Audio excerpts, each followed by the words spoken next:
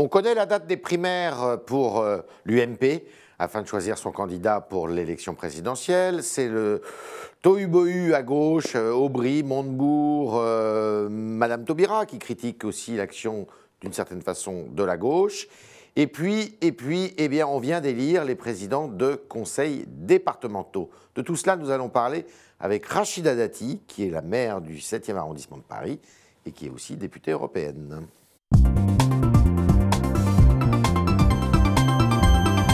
Rachida Dati, bonjour. Bonjour. Alors là, les présidents ou présidentes de conseils départementaux sont élus. Il y en a très peu de présidentes. Ça ne vous étonne pas, ça ? C'est pas très étonnant. C'est vrai que la gauche, il ne fallait pas s'attendre à autre chose que. Donc la parité, c'est mesure. gadget. Ça a été gadget. Parce que la droite là-dessus, elle n'est pas tellement plus... Oui, mais d'avoir instauré ces binômes, ça a été pour la gauche, et l'argument a été de dire c'est pour favoriser la parité. Ouais. Oui, il fait la parité toujours en deuxième position, donc ça n'a aucun intérêt. Et moi, ce que je déplore dans cette réforme départementale, ce que les Français doivent savoir, c'est que nous avons moins de cantons, et nous avions souhaité, ce qui avait été adopté et défait par la gauche, c'est qu'on avait réduit de moitié le nombre d'élus. Ouais. Et donc on fait pas d'économie. La gauche a rétabli le nombre d'élus, nombre initial. Non, mais on a multiplié le nombre d'élus donc la parité, c'est toujours un gadget. Sans aucun intérêt, parce qu'ils avaient dit on rétablit le nombre d'élus pour favoriser la parité. Ouais. La preuve en est que non seulement on a augmenté le nombre d'élus, mais on n'a pas favorisé... La parité, ça continue d'être un gadget dans la politique française ? Bah bien sûr, sinon tous les partis payent des amendes. D'accord.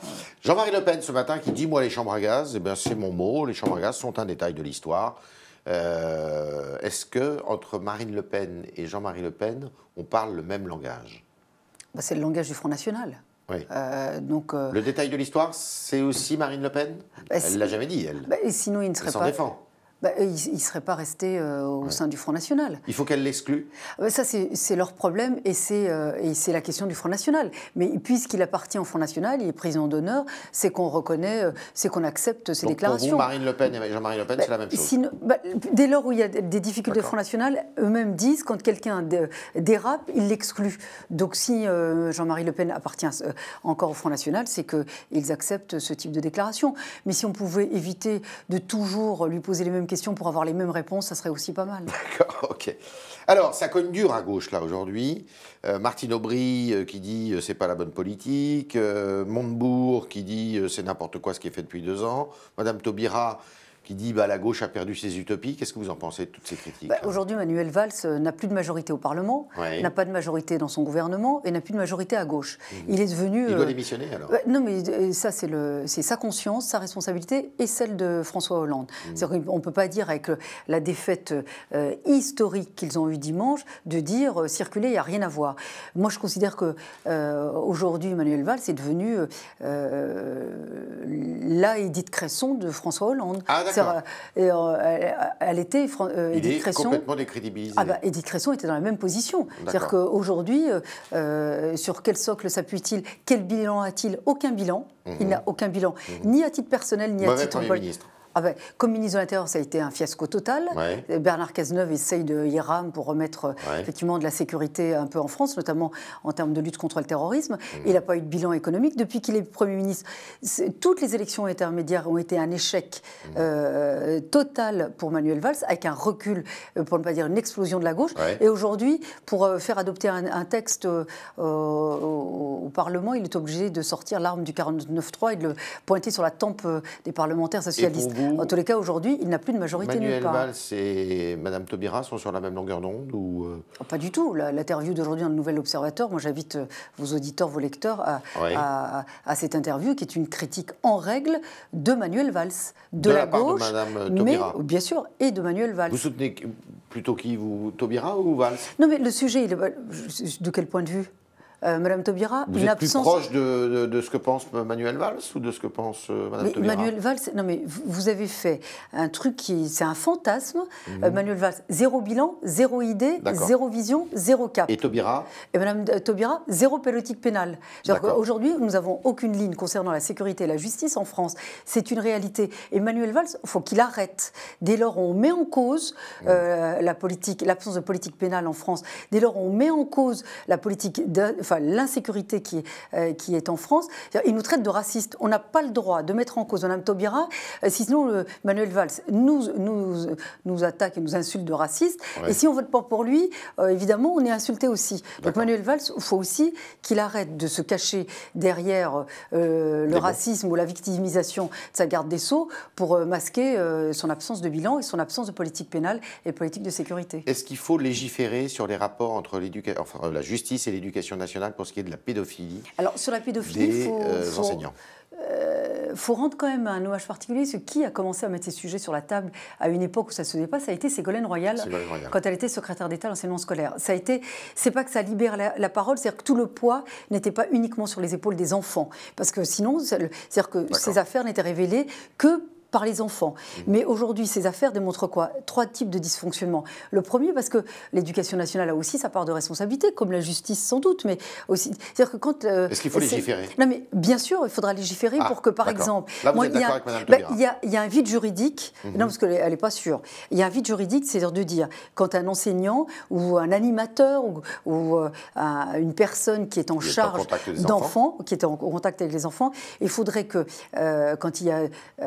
des qualifications de type pédophilie, détention d'images pédopornographiques, tout ce qui est lié à une atteinte grave aux mineurs, qu'il y ait une peine automatique complémentaire d'interdiction ou d'exercer ou d'avoir une approche auprès des enfants. Mais par exemple, dans cette affaire, il y a quand même eu des loupés, y compris à l'éducation nationale, parce que cette personne, avant qu'il y ait condamnation, il y a eu interpellation, il y a eu perquisition, il y a eu enquête. Ça ne s'est pas fait en catimini.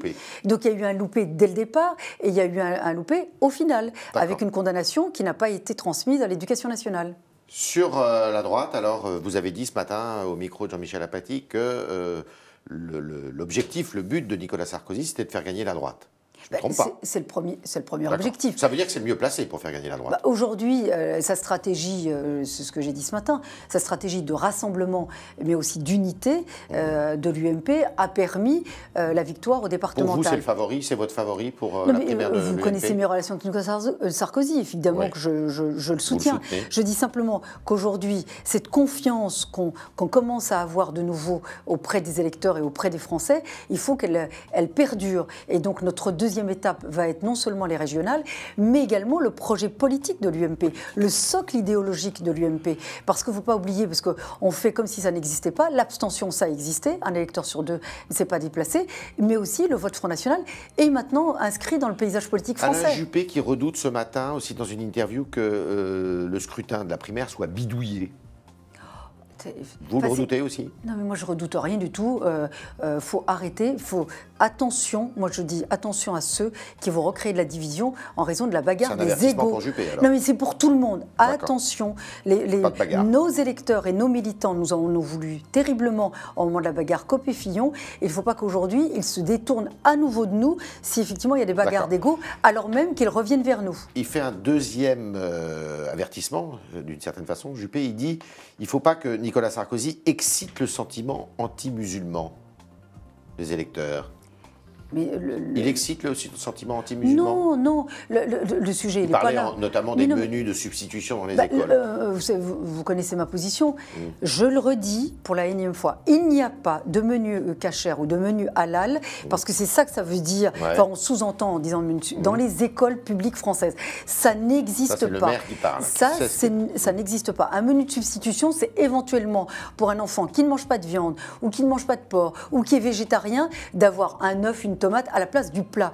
Mais ça n'existe pas d'avoir un autre menu. Donc Nicolas Sarkozy excite le sentiment anti-musulman? Mais c'est pas anti-musulman, et les juifs sont concernés par ça. Donc, mais on est français d'abord. L'école, elle est laïque, elle est républicaine. D'ailleurs, les cantines, vous savez sur quoi elles se font? Elles se font d'abord sur des aspects de nutrition. Enfin, c'est diététique, nutrition. D'hygiène et d'équilibre alimentaire. Évidemment, c'est l'équilibre alimentaire. Puis je vais vous dire, si vous avez des enfants en bas âge, ou des enfants à l'école primaire ou à l'école maternelle, c'est de leur faire manger des légumes et un peu de viande. Parce que généralement, ils se contenteraient bien ou de pâtes, ou de frites, ou de nuggets. C'est tout ce qui les intéresse si on les laissait faire, les enfants, à l'école. Et puis aussi, ça a été un peu réglé aussi par le choix possible, par les selfs qui se sont ouverts de plus en plus dans les écoles. Donc attention à ne pas créer de la division ou des oppositions entre Français, là où ça n'existe pas. C'est pas un sujet aujourd'hui. D'accord. C'était le talk Le Figaro de Rachida Dati, qui pense qu'effectivement c'est Nicolas Sarkozy eh bien, qui veut faire gagner l'UMP, mais qui nous dit surtout que Manuel Valls, eh bien, c'est un peu la Édith Cresson